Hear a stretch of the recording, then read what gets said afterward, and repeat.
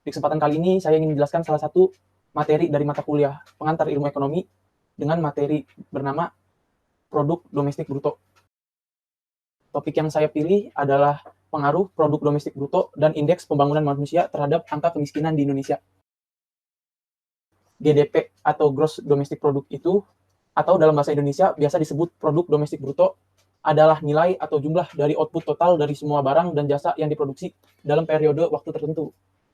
PDP juga tak jarang dianggap sebagai parameter terbaik dari kinerja perekonomian suatu negara, karena dianggap ruang lingkup perhitungan juga persentasenya yang cukup kompleks dan terambil dari banyak elemen, sehingga dianggap cukup untuk menggambarkan kondisi kinerja perekonomian suatu negara. Dalam fenomena yang akan dibahas di mini makalah ini, terdapat beberapa fakta nih. Faktanya seperti bahwa produk domestik bruto atau yang biasa disingkat PDB ini di Indonesia itu selalu memberikan prediksi peningkatan dari tahun ke tahun, yang berarti seharusnya kinerja ekonomi Indonesia semakin membaik tiap periodenya. Bahkan The Economist sendiri memprediksi bahwa Indonesia sebagai calon kekuatan ekonomi dunia di masa yang akan datang. Namun, permasalahannya yang menjadi sorotan dalam pembahasan nanti ialah bila kita cermati ada indikasi bahwa pertumbuhan ekonomi tersebut terbilang pertumbuhan yang semu. Hal tersebut dikatakan bukan tanpa alasan, melainkan melihat dari masih tingginya angka kemiskinan di Indonesia meski pertumbuhan produk domestik bruto dianggap bagus. Sekarang bagian analisis, yang nanti ke depannya akan saya berikan nih data-data penguat argumen-argumen yang berada di pendahuluan sebelumnya. Nah, bukti data penguat perihal argumen meningkatnya produk domestik bruto Indonesia diambil dari laporan Badan Pusat Statistik secara kumulatif bahwa produk domestik bruto itu tumbuh 5,9% per tahun 2010. Terbilang meningkat karena pada tahun 2009 persentase dari PDB Indonesia hanya 5,8%. Hal ini jelas melambangkan juga dapat menjadi prediksi peningkatan persentase produk domestik bruto, juga sekilas dapat diambil kesimpulan bahwa kinerja ekonomi Indonesia membaik. Sebelumnya maaf, ini seharusnya 2009 ya, sedikit salah dalam pengetikan. Lalu selanjutnya dikatakan sekilas, karena di sisi lain angka kemiskinan di Indonesia masih tinggi, walaupun kinerja ekonomi Indonesia dikatakan membaik dalam persentase produk domestik bruto tadi. Nah, itu berarti peningkatan kinerja ekonomi Indonesia bisa dikatakan semu nih, atau dalam istilah lain peristiwa tersebut biasa juga disebut bubble economics. Berdasarkan Badan Pusat Statistik mengatakan bahwa jumlah penduduk miskin di Indonesia itu sebesar 32,02 juta orang.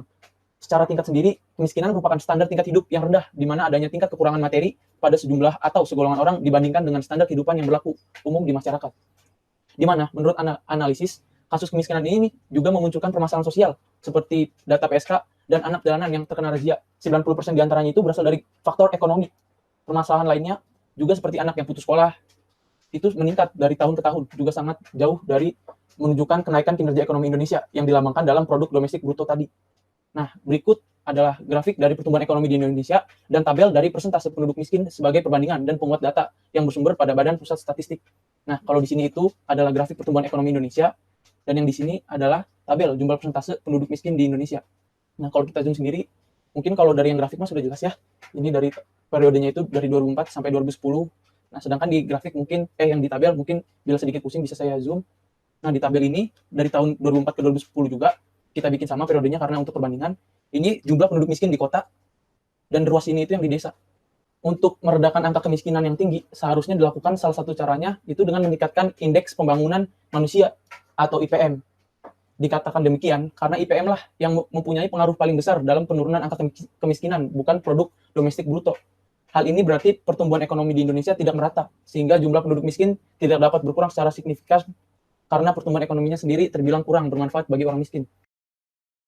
Kita menemukan 4 poin kesimpulan nih. Yang pertama, memang benar, dalam persentase produk domestik bruto, pertumbuhan ekonomi di Indonesia itu mengalami peningkatan yang baik, bahkan signifikan. Namun, hal ini tidak berbanding lurus dengan pengurangan angka kemiskinannya. Lalu poin yang kedua, pemerintah keliru dalam mengatasi angka kemiskinan dengan memfokuskan pada peningkatan persentase produk domestik bruto.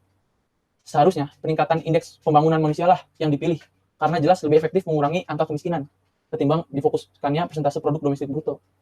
Lalu langkah keempat atau kesimpulan keempat atau yang terakhir ialah langkah yang diambil bisa seperti peningkatan sumber daya manusia agar peningkatan indeks pembangunan manusianya meningkat dan angka kemiskinan yang ada di Indonesia dapat ditangani dengan tepat dan efektif. Kurang lebih begitu penjelasan saya kali ini.